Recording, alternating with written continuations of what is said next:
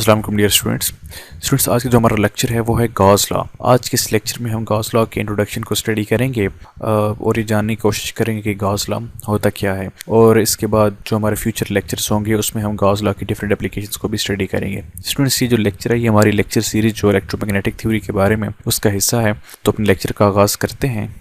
Students, सबसे पहले हम डेफिनेशन को देखेंगे। The electric flux through a close surface is equal to the charge enclosed divide by the permittivity. Students, Gauss law हमें ये बताता है कि जब भी हमारे पास कोई क्लोज सरफेस हो और उसमें कोई चार्ज मौजूद हो तो उस चार्ज की वजह से, उसकी मौजूदगी की वजह से जो हमारे पास इलेक्ट्रिक फ्लक्स होता है वो डिपेंड करता है उस सरफेस की परमिटिविटी के ऊपर, कि वो परमिटिविटी उस सरफेस की कैसी है, वो कितना अलाउ करती है इलेक्ट्रिक फ्लक्स को। अगर तो परमिटिविटी जो है वो ज़्यादा है तो इलेक्ट्रिक फ्लक्स जो है उसकी वैल्यू कम होगी, और अगर परमिटिविटी की वैल्यू कम है तो इलेक्ट्रिक फ्लक्स की वैल्यू हमारे पास ज़्यादा होगी। फर्ज करेंगे कि हमारे पास कोई चार्ज है और इसमें से इलेक्ट्रिक फील्ड लाइंस मुख्तलिफ डायरेक्शंस में एमिट हो रही हैं। स्टूडेंट्स, अगर मैं इधर एक इमेजिनरी सरफेस ड्रॉ कर लूँ तो ये जो मैंने सरफेस ड्रॉ की इसको गॉसियन सरफेस कहेंगे। इसको मैं क्यू लिख देता हूँ। स्टूडेंट्स, जो गॉस लॉ है वो हमें ये बताता है कि जब भी हमारे पास कोई चार्ज हो और वो इनक्लोज्ड हो किसी भी सरफेस में, तो उस चार्ज की वजह से जो इलेक्ट्रिक फील्ड लाइंस इस सरफेस को क्रॉस करेंगी वो डिपेंड करेगा इस सरफेस की परमिटिविटी के ऊपर। मतलब ये कि ये जो हमारे पास चार्ज है इसमें से जो इलेक्ट्रिक फील्ड लाइंस क्रॉस कर रही हैं तो वो इधर एक फ्लक्स को प्रोड्यूस कर रही हैं।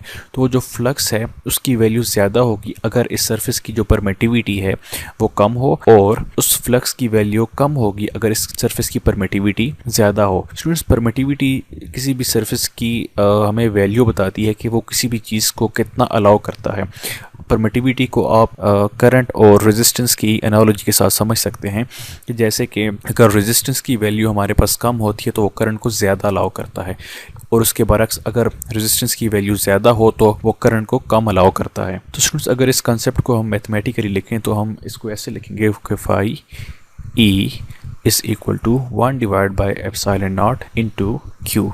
स्टूडेंट्स, क्यू हमारे पास चार्ज है, phi is representing electric flux while this is epsilon not. और आप देख सकते हैं कि एप्सिलॉन नॉट और जो फाई है उसके दरमियान इन्वर्स रिलेशन है। इसका मतलब ये है कि अगर हमारे पास एप्सिलॉन नॉट की वैल्यू कम होती है तो मतलब कि फ्लक्स बढ़ेगा, जबकि अगर एप्सिलॉन नॉट की वैल्यू बढ़ती है तो फिर हमारे पास फ्लक्स जो है वो कम होगा। तो इसको फिर हम ऐसे लिख देंगे कि phi E is equal to Q divide by epsilon not.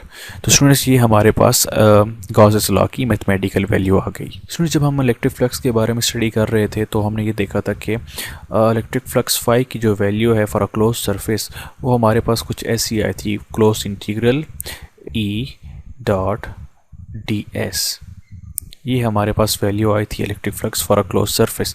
तो स्टूडेंट्स, अगर हम इस फाई की जगह ये वैल्यू पुट करें तो हमारे पास गॉस लॉ की जो वैल्यू बनेगी वो कुछ ऐसी होगी, close integral E dot D S is equal to Q divide by epsilon not. तो स्टूडेंट्स, गॉस लॉ की जो वैल्यू है उसको हम ऐसे भी लिख सकते हैं। So this was the introduction of Gauss law, and in next lecture we will discuss verification of Gauss law. So thank you for watching.